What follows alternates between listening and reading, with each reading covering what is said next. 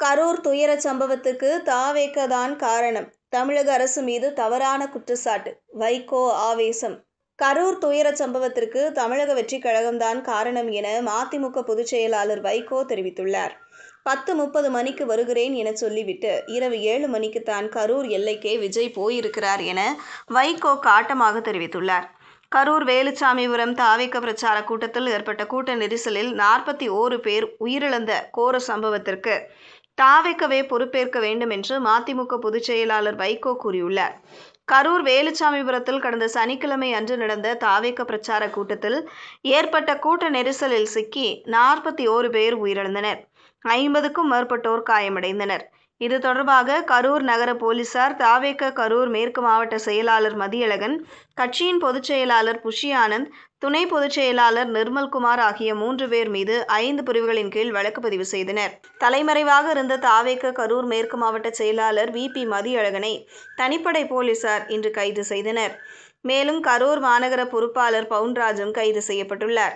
கரூர் துயரச் சம்பவம் குறித்து அரசியல் தலைவர்கள் பலரும் கருத்துக்களை தெரிவித்து வருகின்றனர். அந்த வகையில் சென்னையில் செய்தியாளர்களை சந்தித்த மதிமுக பொதுச் செயலாளர் வைகோ, கரூர் துயரச் சம்பவத்திற்கு தமிழக வெற்றிக் கழகம்தான் காரணம். 10:30 மணிக்கு வருகிறேன் என சொல்லிவிட்டு இரவு 7 மணிக்கு தான் கரூர் எல்லைக்கே விஜய் போயிருக்கிறார். அவரை பின்தொடர்ந்து வந்த தொண்டர்களால் ஏற்கனவே இருந்த கூட்டம் 2 மடங்கு ஆகியிருக்கிறது. காத்து கிடந்த பெண்கள், குழந்தைகள் கூட்டத்தில் அசம்பாவிதம் நடக்கும் என எச்சரிக்கையாக இருந்து விஜய் செயல்பட்டிருக்க வேண்டும். தவேகவினர் திட்டமிட்டு தமிழ்நாடு அரசு மீதும் சட்டமன்ற உறுப்பினர் மீதும் மறைமுகமாக முதலமைச்சர் மீதும் தாக்குதலை தொடுக்கிறார்கள். தவேகவினர் திமுக மீது தவறான குற்றச்சாட்டுகளை முன்வைக்கின்றனர். இந்த சம்பவத்தில் எந்தவித சதியும் நடந்ததற்கு ஆதாரம் இல்லை என தெரிவித்தார். வைகோ மேலும் பேசுகையில், கூட்டம் நடத்தும் போது என்னென்ன நடக்கும் என்ற முன்னெச்சரிக்கை பயம் வேண்டும். விஜய் ஆரம்பத்திலேயே வாகனத்தில் ஏறி கையசைத்து ரசிகர்களை கலைந்து செல்ல வைத்திருந்தால் இந்த நெரிசல் தவிர்க்கப்பட்டிருக்கும். கூட்டத்தை ஒழுங்குபடுத்த தவேக தவறிவிட்டது.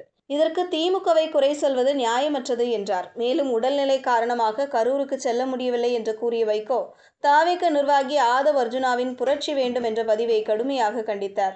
ஆதவ் அர்ஜுனாவின் அரசுக்கு எதிராக புரட்சி என்ற பதிவு பொறுப்பற்ற முறையில் பொதுமக்களை தூண்டுவதாக உள்ளது என்று வைகோ விமர்சித்தார். பாரதியின் வார்த்தைகளை இப்படி தவறாக பயன்படுத்துவது அவரது மதிப்பை குறைக்கும் செயல் என்றும் அவர் கூறினார். மேலும் இந்த சம்பவத்திற்கு பொறுப்பேற்க வேண்டியது தவேகவின் நிர்வாகிகள் என்று வலியுறுத்திய வைகோ, கூட்டத்தை கட்டுப்படுத்துவது கட்சியின் கடமை. தவேகவினர் இதில் தோல்வியடைந்து பிறரை குற்றம் சாட்டுவது ஏற்கத்தக்கது அல்ல. தவேக தலைவர் விஜய் திருச்சியிலேயே தங்கி இருக்கலாம். மறுநாள் எந்த விதத்தில் ஆறுதல் சொல்வது என முயற்சித்திருக்கலாம்.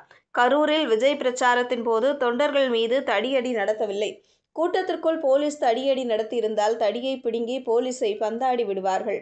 அப்படியெல்லாம் செய்யவே முடியாது. போலீசார் தடியடி நடத்தியதாக ஒரு காட்சியை கூட நான் பார்க்கவில்லை என்றார் வைகோ.